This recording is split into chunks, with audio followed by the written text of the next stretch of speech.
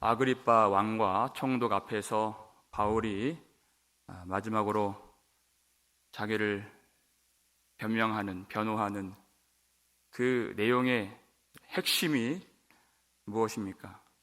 다메섹 도상에서 부활하신 주님께서 자기를 만나주시고 자기를 용서해 주시고 주님이 친히 그에게 사명을 주셨다 하는 것을 그가 말했습니다. 그리고 주님이 약속을 해주시죠. 어떤 사람이라도 너를 해하는 자가 있다면 내가 너를 구원하여 내가 너를 종으로 삼고 너로 하여금 그들의 눈을 뜨게 하여 어둠에서 빛으로 사탄의 나라에서 하나님께로 돌아오게 하여서 그들로 하나님의 백성의 기업을 얻도록 하리라. 이 약속을 바울에게 주셨다고 바울이 그들 앞에서 증언한 것입니다. 그리고 주님의 그 은혜와 함께 주신 그 사명의 부르심, 그 부르심을 그가 받아들이죠. 19절 말씀을 보시면 읽겠습니다. 아그리빠 왕이여, 그러므로 하늘에서 보이신 것을 내가 거스르지 아니하고 그랬어요. 여러분, 사도 바울은 이전에도 자신이 하나님의 뜻을 거역하지 않았다고 생각을 했습니다. 근데 실상 내용을 알고 보니까 사울아 사울아 내가 어찌하여 나를 박해하느냐 하셨죠? 이제까지의 삶은 하나님을 완전히 거슬렀던 삶이었다고 주님이 가르쳐 주셨어요. 그게 하늘에서 보이신 것입니다. 주님이 빛으로 임하셔서 이제까지의 삶이 완전히 엉터리였다는 것을 주님이 깨닫게 만들어 주시죠. 그것을 깨달아야 용서하시는 은혜를 알 수가 있는 것입니다. 자신의 죄를 알아야 그 죄를 아는 만큼의 은혜를 알 수가 있는 것입니다. 하나님이 하시는 방법이 바로 그것입니다. 그것이 하늘에서 보이신 것이. 그래서 먼저 책망을 하시고 그리고 은혜를 베풀어 주시는 것입니다. 그 은혜가 그로 하여금 이제는 주님을 거스르지 아니하고 주님의 길로 따라갈 수 있도록 힘이 되는 것이 바로 주님의 은혜인 것입니다. 그러니까 그의 순종이 앞선 것이 아니라 무엇이 먼저입니까? 주님의 은혜가 먼저다, 그 뜻이에요. 은혜가 있어야 순종할 수 있는 것이에요. 그 순종의 내용, 사명의 내용, 그것이 무엇일까요? 20절 말씀을 보시면 읽겠습니다. 먼저 다메섹과 예루살렘에 있는 사람과 유대 온 땅과 이방인에게까지 회개하고 하나님께로 돌아와서 회개에 합당한 일을 하라 전함으로 그랬어요. 전하는 것. 무엇을 전합니까? 회개를 전하는 것. 이것이 부활하신 주님이 그에게 주신 사명이고 우리에게 주신 사명인 것입니다. 그 회개는 하나님께로 돌아와서 회개에 합당한 일을 하라까지예요. 그러니까 많은 사람들이 내가 어떤 범죄를 저질렀다고 고백을 하는 것을 회개라고 이해를 하는데 그것은 자복이죠. 그거는 회개를 다한 것이 아닙니다. 회개에 합당한 열매를 맺는 것까지, 진실한 믿음의 삶을 사는 것까지. 그러니까 회개는 교회에서 하는 것이 아니라 우리 가정에서 하는 것이고 우리 직장에서 하는 것이고 자녀들 앞에서 하는 것이고 우리 모든 삶 속에서 하는 것입니다. 그런 열매가 나오기까지. 여러분, 이 회개가 얼마나 은혜로운 메시지입니까? 회개하는 자들은 하나님이 용서해 주시고 하나님이 용납해 주신다는 것이에요. 누구를요? 회개하는 자들을. 하나님께 나올 수 있는 길이 바로 회개라는 것입니다. 여러분, 이 메시지보다 더 은혜로운 메시지를 찾을 수 있나요? 아마 없을 겁니다. 근데 유대인들은 다른 길로 가서 하나님께 나아가려고 했다는 것입니다. 다윗도 전에는 수만 마리의 양을 드리면서 수천 마리의 소를 바치면서 그렇게 제사를 드렸죠. 그때 깨달았어요. 하나님이 이러한 제사를, 이러한 번제를 기뻐하지 아니하시는구나. 시편 51편 17절 말씀 뭡니까? 하나님이 구하시는 제사는 그렇죠, 상한 심령이라. 하나님이여, 상하고 통회하는 자를 주께서 멸시하지 아니하시리이다 그랬어요. 이 제사만이 자신의 죄를 깨닫고 진실하게 회개하며 하나님께로 돌아가는 자들을 하나님이 항상 받아주시고 그 상한 심령의 예배만을 하나님이 기쁘게 받아주신다는 것을 그가 깨달은 것이에요. 나의 죄가 무엇인지를 알고 하나님의 은혜를 간절히 구하는 것, 이 생명의 메시지, 이것보다 더 나은 은혜의 메시지가 없는데도 그것을 전했어요. 그런데 이것을 받는 자들이, 유대인들이 얼마나 싫어했나요? 21절 말씀 보시면 읽겠습니다. 유대인들이 성전에서 나를 잡아 죽이고자 하였으나 그것을 전함으로 유대인들이 나를 죽이려고 했습니다 라고 말하는 것이 그 생명의 메시지, 하나님께로 돌아갈 수 있는. 여러분, 유대인들이 바울을 4절 보니까 그들이 나를 다 잘 알았습니다 그랬어요. 대제사장들에게 신임을 받았다 그랬어요. 그냥 바울과 아주 친밀한 관계가 있었어요. 예수님 만나기 전에 사울.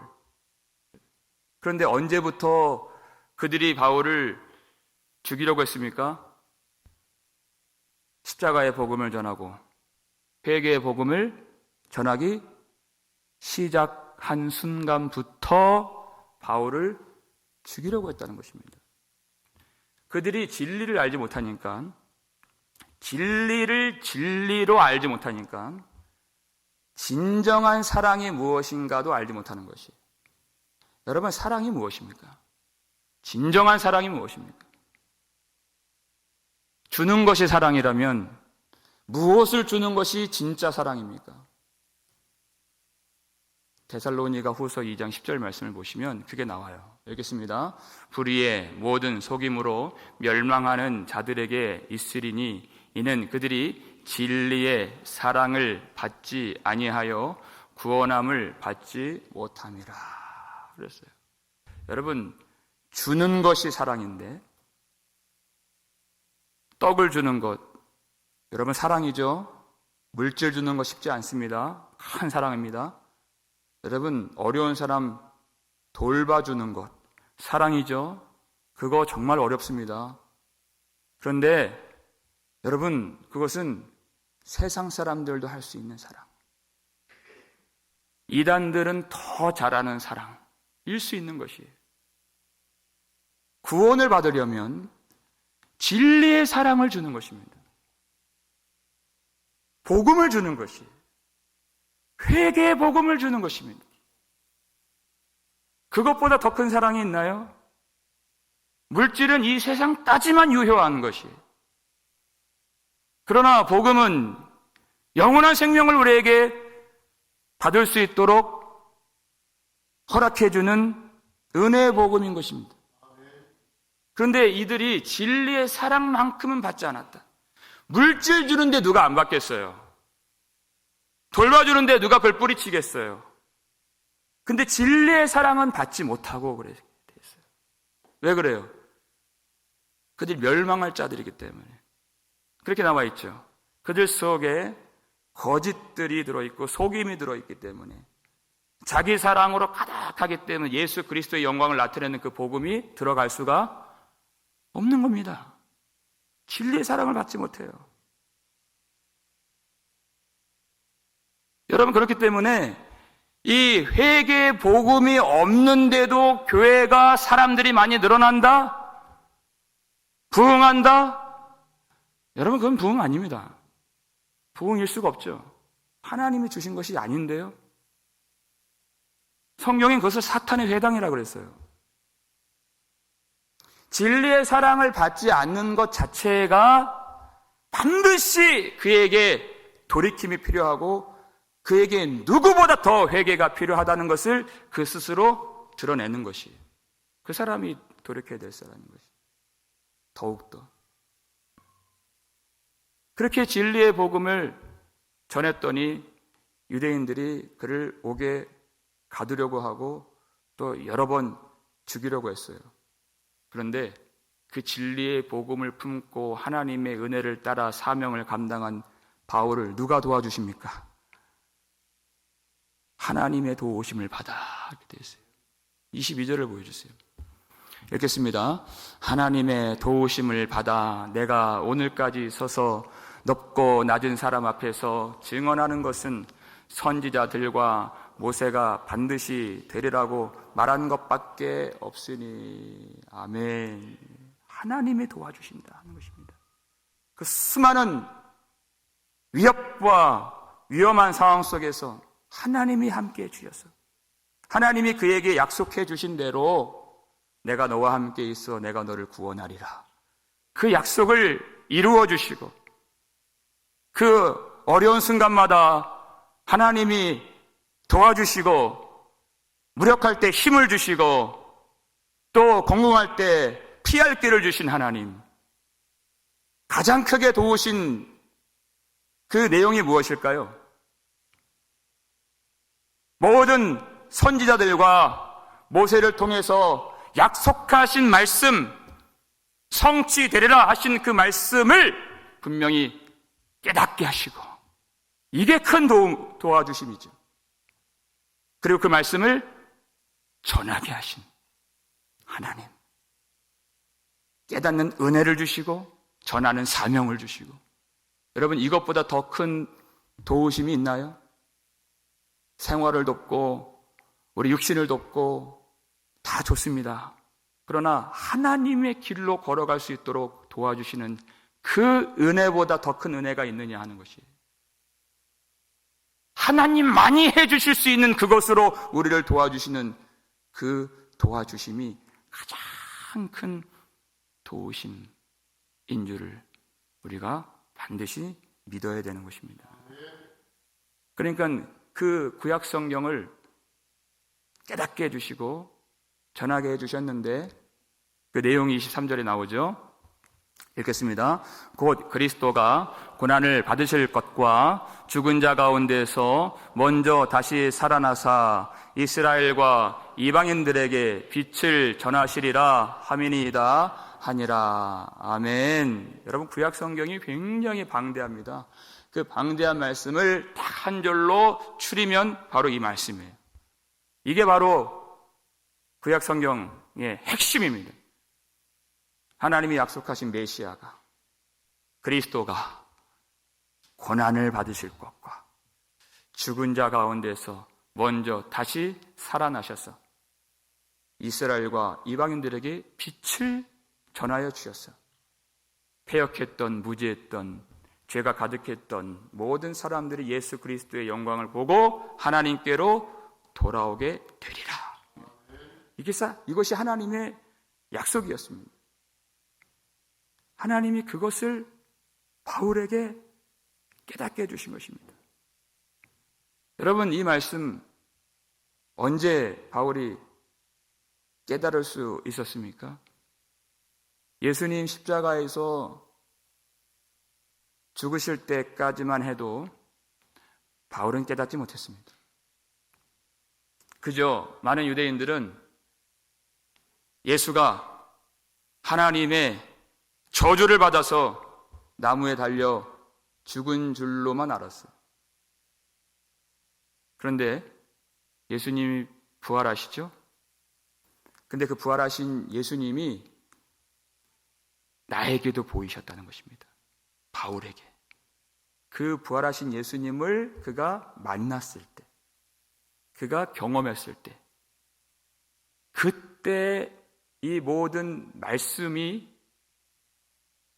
제대로 깨달아지는 것이, 그 전에는 말씀을 얼마나 많이 연구했어요? 이 바리새인이.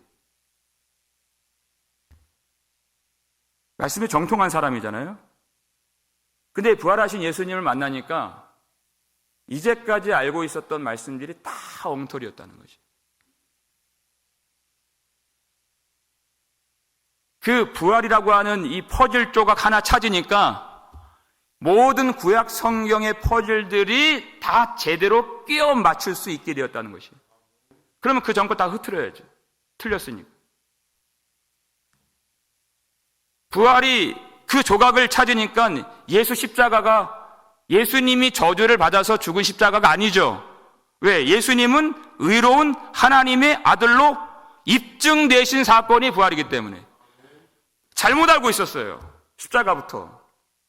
예수님이 하나님의 저주를 받아 죽으신 것이 아니라 거꾸로 내가 하나님의 저주를 받아서 심판을 받아서 죽었어야 했는데 예수님이 육신을 입고 이 땅에 오신 성육신하신 하나님의 약속의 아들이시기 때문에 나 대신 십자가에서 나의 모든 죄를 담당하시고 죽으시고 나 대신 심판을 당하심으로써 죄 없으신 예수님의 의가 내게로 오게 되었다는 것을 깨닫게 되었어요. 완전히 새롭게 알게 된 것이. 그 전에는 자기가 의로운 줄 알았습니다. 의로운 줄 아니까 교회를 잔멸하고 박해하고 핍박했던 것이. 그런데 부활하신 예수 그리스도의 영광을 보니까 이제까지 알았던 것, 모든 것들이 다 무너지게 되었어요.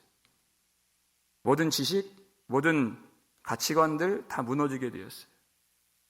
예수 그리스도의 부활하심을 그가 경험했기 때문에. 결정적으로 알게 된 것이 무엇입니까? 예수를 바로 알게 되니까 내가 의로운 사람이 아니라 내가 바로 심판받아 죽어 마땅한 사람이었다는 것을, 그것을 알게 된 것이. 그것이 하나님이 하늘로부터 보여주신 빛인 것입니다. 빛을 받은 것이에요. 예수 그리스도의 빛을 받으니까 자신의 실체도 무엇인가를 알게 된 것이에요. 그리고 나서부터는 이 하나님의 말씀을, 선지자들과 모세를 통해서 주신 말씀을 예수의 빛을 받아서 그 계시의 빛을 통하여서 온전히 전할 수 있었던 것입니다. 그래서 회개하라가 나온 것이에요.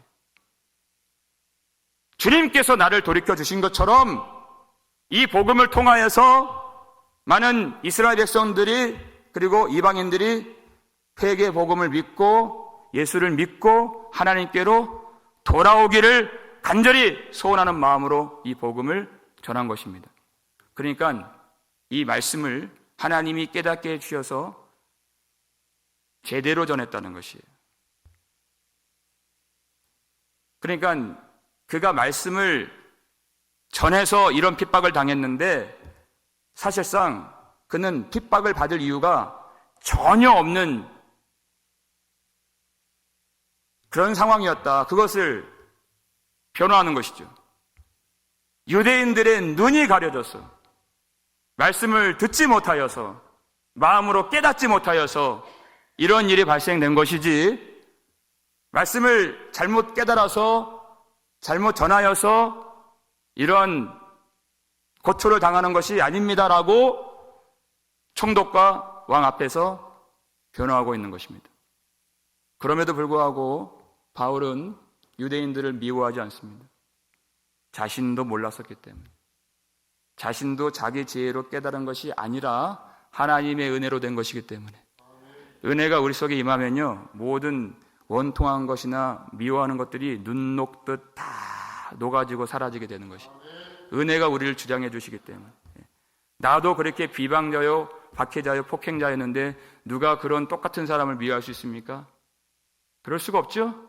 다만 이 복음을 받는 자들이, 그리고 이 변론의 자리를 통하여서 이 복음을 변하는 이 순간에라도 이 복음을 깨닫고 예수를 믿어서 살아계신 하나님께로 돌아오기만을 간절히 바라면서 이 증언을 바울이 하는 것입니다. 그때 딱 이 총독이 말을 끊어요. 그러면서 이 베스도가 하는 말이 24절 말씀이죠. 읽겠습니다. 바울이 이같이 변명하매 베스도가 크게 소리내어 이르되 바울아 내가 미쳤도다. 내 많은 학문이 너를 미치게 한다 하니 그랬어요. 너의 많은 학문이 너를 미치게 만들었다. 허무맹랑한 소리를 지금 네가 하고 있구나 라는 것입니다.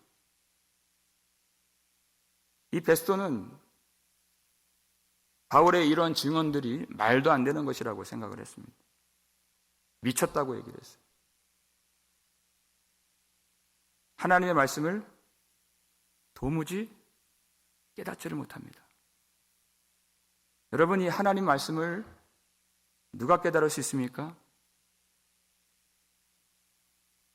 하나님이 구원하시기로 작정하신 사람들, 그리고 하나님이 불러주신 사람들, 선택받은 주님의 백성들이 이 말씀을 믿고 깨달을 수 있는 것입니다.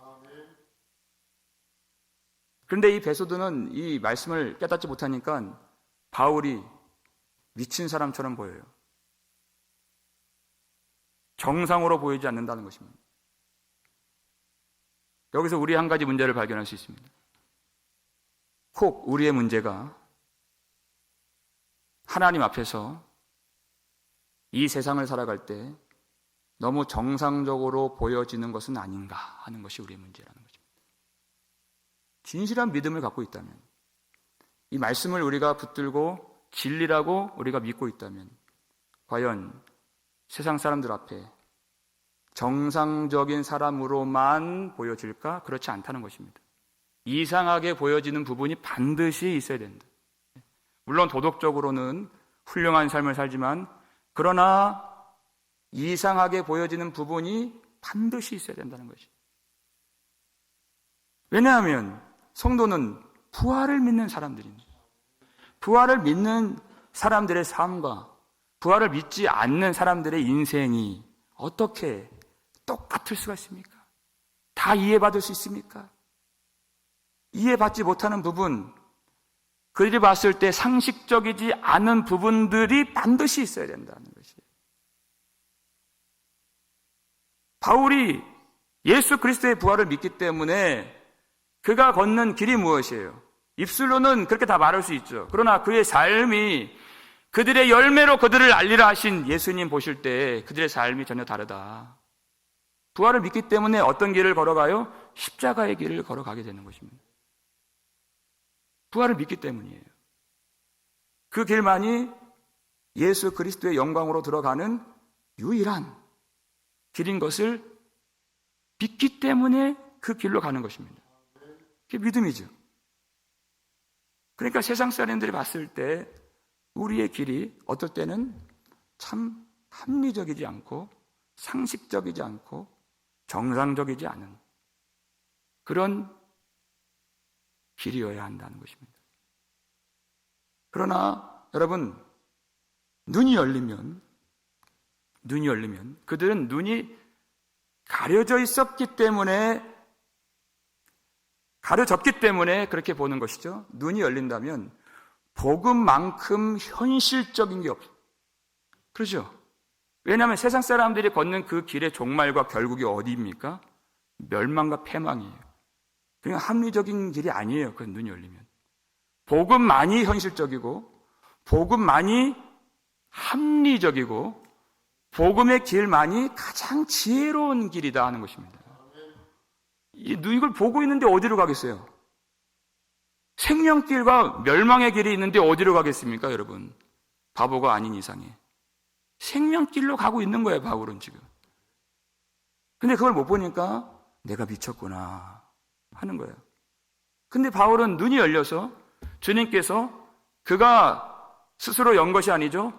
주님께서 그 눈의 비늘 같은 것들을 벗겨주시고 밝은 빛으로 임하여 주셨기 때문에 진리를 깨달았어요. 그러니까 바울도 마음을 낮추어서 공손하게 베스도 각하여 내가 미친 것이 아니요 내가 참되고 온전한 말을 하나이다 이렇게 말을 했습니다. 내가 미친 것이 아닙니다. 그렇다고 그를 비난하지 않아요. 자신도 똑같은 처지에 있었던 그런 사람이었기 때문에. 그러면서 아그리파 왕에게 유대인들의 전통과 율법에 대해서 많이 알고 있다고 하는 그에게 이 말을 하고 있는 것입니다.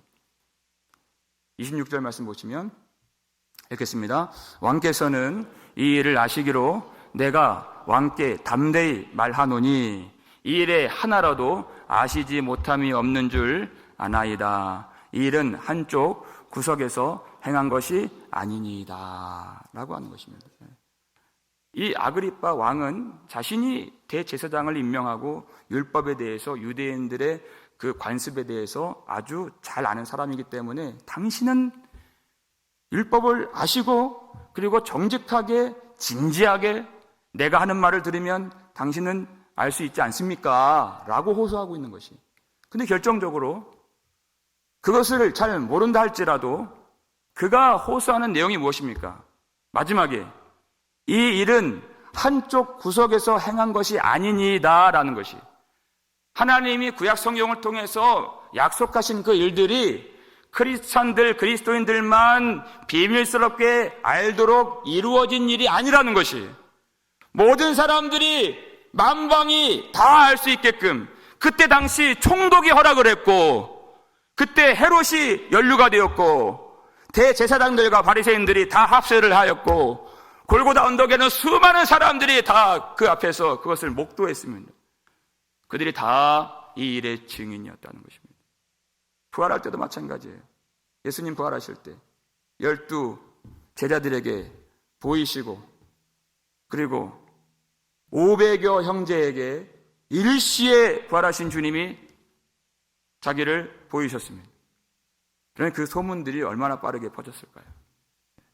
이것이 비밀스럽게 감추어져서 일어난 일이 아니라 역사 속에서 훤히 밝은 등불과 같이 하나님이 다 드러내서 숨김없이 나타내신 일이 아닙니까? 이 사람은 왕이기 때문에 그걸 부인할 수 없는 것이에요. 할 수밖에 없는 것이에요. 그러면서 바울이 27절에서 또 무엇을 묻습니까? 쐐기를 박는 거죠. 아그리파 왕이여 선지자를 믿으시나이까 믿으시는 줄 아나이다 이렇게 돼 있어요. 선지자를 믿지 않습니까? 구약의 선지자들을 믿는다면 그들을 통하여서 주신 하나님의 모든 약속이 죽으시고 부활하신 예수 그리스도 주님을 겨냥하고 있다는 것을 아마 부인할 수가 없을 겁니다. 이런 뜻이죠. 만약 선지자를 믿지 않는다고 고백을 하면 지금 아그리파 왕을 유대인들이 존경하고 바라보고 있는데 유대인들이 큰 실망을 할 것이고 선지자를 믿지 않는다는데 어떻게 왕으로 섬길 수가 있어요? 그럴 수가 없죠. 믿는다고 하면 이 대목에서 이 상황에서 그래 내가 선지자를 믿는다 그러면 바울의 하는 모든 말을 동의하는 것이고 그리고 예수를 믿는다는 고백과 같은 고백이에요 지금. 그러면 지금 바울의 말을 베스도는 미쳤다고 하고 유대인들은 지금 고소하고 앉아 있는데 여기서 믿는다고 하면 자신의 체면이 구겨지죠. 그러나 어떻습니까? 그 믿음의 고백이 하나님의 구원을 가져다 준다면 사람들이 뭐라고 나를 판단하든 믿어야죠. 어떤 비난이 오더라도 그 길을 가야 되는 것입니다. 그러나 이 아그리파 왕은 어떻게 그가 반응합니까? 28절 보시면 읽겠습니다. 아그리파가 바울에게 이르되 내가 적은 말로 나를 권하여 그리스도인이 되게 하려 하는도다. 이렇게 되어 있어요. 그리스도인이 되게 하려 하는도다. 내가 이 잠깐 이 짧은 시간에 몇 마디 말을 통하여서 나를 그리스도인으로 만들려고 하는구나 라면서 비아냥거리면서 말을 하는 것이죠. 근데 그가 오해하고 착각하는 것이 있어요. 그를 그리스도인으로 만드는 것은 바울이 하는 일이 아닙니다. 바울의 소관이 아닙니다. 그것은 하나님이 주장하시는 일이죠. 그래서 바울은 고린도전서 2장을 보면 자신이 예수 십자가 외에는 어떤 것도 알기를 원하지 않고 전하지 않겠다고 결단을 했어요. 사람들 마음 좀 얻겠다고 그들이 좀 이해할 만한 어떤 그런 이야기, 그런 철학, 그런 사상, 어떤 신화, 사람들이 통용하는 그런 것들, 유행하는 것들, 그런 거 말하지 않겠다 그랬어요. 왜냐하면 그것은 사람의 설득력 있는 지혜의 말로 구원을 받을 수 있는 것이 아니라 오직 성령의 나타나심과 능력으로만이 그들이 구원을 받을 수 있기 때문에 내가 하는 것이 아닙니다라는 고백이죠. 내가 하는 것이 아닙니다. 하나님의 말씀이 스스로 역사하시고 말씀을 통하여 성령께서 그들에게 구원을 주시는 것입니다 라고 그가 정확하게 알고 있어요. 그러니까 바울이 누구에게 소원을 올리고 있습니까? 자신의 실력과 경험을 기대어서 말하는 것이 아닙니다. 29절 말씀 보시면 읽겠습니다. 바울이 이르되 말이 적으나 많으나 당신뿐만 아니라 오늘 내 말을 듣는 모든 사람도 다 이렇게 결박된 것 외에는 나와 같이 되기를 하나님께 원하나이다 하니라. 아멘. 바울이 얼마나 많은 복음 증거의 순간들을 경험했습니까? 내가 한다고 말하지 않아요. 하나님께 다 달린 일입니다. 여러분, 어떤 사람은 말을 많이 해서 변화되는 사람이 있는가 하면, 여러분, 빌립 같은 사람은 주님이 나를 따르라 이 한마디예요. 그리고 예수님 따라와서 예수님의 영광을 보게 된 것입니다. 그 적은 말로 하든지 많은 말로 하든지 그건 내가 하는 것이 아닙니다. 우리가 복음 전할 때 여러분 많은 지식이 필요하나요? 요한복음 1장 보니까 와서 보라. 내용도 없어요. 와서 보라. 하나님이 그것까지도 통하여서 일하신다는 것입니다. 우리 힘이 아니잖아요. 복음 증거할 때 내 화려한 말이나 내 경험이나 내 지식이 아닙니다. 그 적은 말을 통해서도 단 한 단어를 통해서도 하나님이 성령으로 역사해 주셔서 그들이 믿을 수 있도록 하나님이 일하신다는 것입니다. 이것이 사람에게 달린 일이 아니라 하나님께 달린 일이다. 하나님이 주장하시는 일이다 하는 것이에요. 그래서 그는 하나님께 소원을 올리면서 내가 이 말을 하는 것은 다만 내가 이렇게 결박되고 고생하는 것 외에 나와 똑같이 되어서 하나님의 구원의 은혜를 여기 있는 모든 사람들이 다 누리기를 내가 하나님께 원하는 바입니다 라는 것이에요. 그가 경험이 많이 있지만 자기의 경험에 호소하는 것이 아니에요. 이렇게 하면은 믿겠다 안 믿겠다 자기가 판단할 수 없는 노릇입니다. 하나님께 달린 것이기 때문에 자기가 아무것도 할 수 없는 어린아이와 같이 하나님만 의지하는 것이에요. 그 순간에 여러분, 우리가 이와 같은 마음이 있어야 되는 것입니다.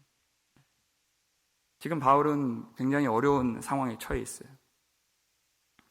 청문회 자리에서 신문을 받고 또 재판을 당해야 되는 아직 미결수의 신분으로서 어려운 상황이죠.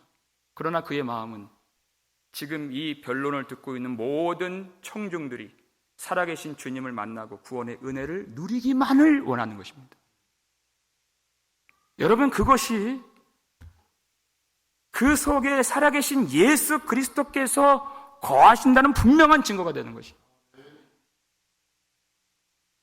주님의 은혜를 받고 용서를 받고 주님의 사명을 받았다고 하는 아주 분명한 증거. 여러분, 우리가 그와 같은 마음이 있기를 주의 이름으로 축원합니다. 우리 모든 관계 속에서, 우리 모든 만나는 만남 가운데에서 우리가 아는 사람들이 다 예수 그리스도의 구원의 은혜를 누리기를 원합니다 하는 그 소원이에요. 그게 우리 주 예수 그리스도의 마음인 것입니다. 주님이 우리 속에 사시기 때문에 그 마음이 들어오는 것이에요. 심지어 나를 해코지하고 나를 어렵게 만들고 나를 고통스럽게 하는 사람일지라도, 왜? 은혜가 역사하면 모든 원통함이나 미움은 녹아진다 그랬어.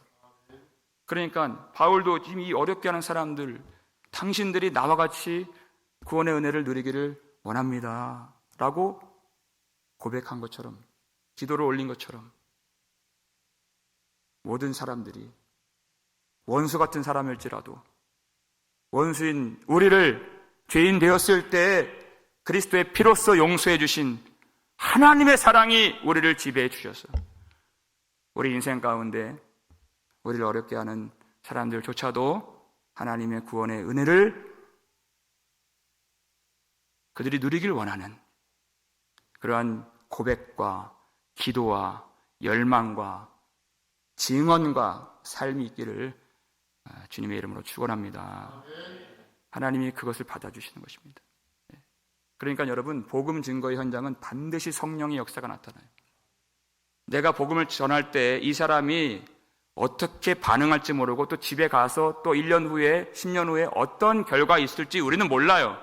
성령의 역사 어디서 일어납니까? 내 속에서 먼저 일어나는 거예요. 내 속에서. 부인할 수 없는, 그때 나와 함께 하시고 나를 도와주시고 나에게 은혜를 공급해 주시는 주님을 경험할 수밖에 없는 것입니다. 그런 소원을 올리고 이 청문회가 끝났어요. 그리고 총독과 왕이, 그리고 번이게가, 그리고 이 고관들이 서로 의논을 하는데 돌아가면서 바울에게는 사형할 만한, 그리고 결박할 만한 어떠한 행위가 없다라고 선언을 해버린 겁니다. 그러면서 마지막으로 하는 말이 32절 말씀 읽겠습니다. 이에 아그리빠가 베스도에게 이르되 이 사람이 만일 가이사에게 상소하지 아니하였었더라면 석방될 수 있을 뻔하였다 하니라 하는 것입니다. 2년 넘게 감옥에 있었는데 물론 여러 차례 혐의가 없고 무죄한 것이 선언되었지만 사도행전에서 지금 5번째 지금 선포된 것입니다. 근데 그 왕까지 나서서 죄가 없다. 그런데 가이사에게 상소를 하였기 때문에 이 재판을 종결 지을 수가 없고 그가 로마로 갈 수밖에 없는 것이다. 안타깝죠. 인간적인 마음으로는, 그들이 봤을 때는 참 미련하고 안타까워요. 여러분, 바울도 그렇게 생각을 했을까요? 내가 이 상소를 하지 않았더라면 여기서 풀려나서 자유를 얻고 누릴 텐데, 그렇게 생각했을까요? 아니요. 주님이 나타나셔서 그에게 주신 약속 있잖아요. 로마에 가서 내 이름을 증언하여야 하리라. 이 일을 하나님이 정확하게 이루시는구나. 그것을 소름 끼치게 깨닫는 것입니다. 내 인생, 내 모든 결박과 매임과 그리고 풀림, 내 생명과 죽음, 그것이 다 하나님 안에 있는 것이구나. 내 생명과 죽음까지도 하나님이 하나님의 도구로 사용해 주시는구나. 얼마나 놀랍습니까, 여러분? 내 매임과 풀림이 다 주님의 일을 위하여서, 하나님의 영광을 위하여서 사용되고 있구나. 그것을 깨닫는 일이 되었다는 것입니다. 내가 복음을 전할 때 누군가 믿든지 누군가 그 순간 믿지 않든지 그것이 내게 달려있지 아니하고 하나님께 있는 것이구나. 그러니까 그는 담대하죠. 하나님을 바라보면서 내가 사도 바울인데, 내가 세운 교회가 얼마고, 나로 인하여 구원받은 사람들이 몇백 명, 몇천 명, 몇만 명인데 반응이 없고 믿음이 없고 들은 채도 안 하네, 사람들이 듣질 않네, 그래 낙심하지 않는다는 것입니다. 그 전에도 내가 한 것이 아니고 이제까지 한 번도 내가 한 적이 없고 지금 이 일도 하나님의 일이며 장차 모든 일을 하나님이 행하실 것을 믿기 때문에 낙심하지 않아요. 듣지 않고 반응하지 않고 믿음으로 그들이 나오지 않아도 그 모든 하나님이 구원하시기로 작정된 영혼들, 부르신 백성들은 반드시 복음을 믿고 하나님 백성 되는 것을 보았기 때문에 낙심하지 않습니다. 우리의 삶 가운데 지금 계속 매임이 이어지죠. 고난이 이어지죠. 어려움이 이어진다 했을 때에도 그것 때문에 흔들리지 않습니다. 왜냐하면 나의 모든 인생이 하나님의 뜻 안에 있음을 그가 확신하기 때문입니다. 이 일을 통하여서 여러분, 우리 가운데 어려움이 더해질 때, 나의 매임이 지속될 때 여러분 반드시 알 수 있는 것은 하나님이 이 일을 통하여 복음의 영광을 더 비추길 원하시는구나 하는 그 뜻을 우리가 깨달을 수 있는 것입니다. 무엇 때문입니까? 하나님의 영광을 위하여 매임을 당하는 것입니다. 그가 로마로 가게 되는 것이에요. 로마로 가게 되는 것은 성경이 증언했듯이 그의 잘못 때문에 가는 것이 아닙니다. 그리고 일이 잘못되어 가는 것도 아닙니다. 오로지 그것을 통하여서 하나님의 위엄과 영광과 승리만이 드러나게 되는 것입니다.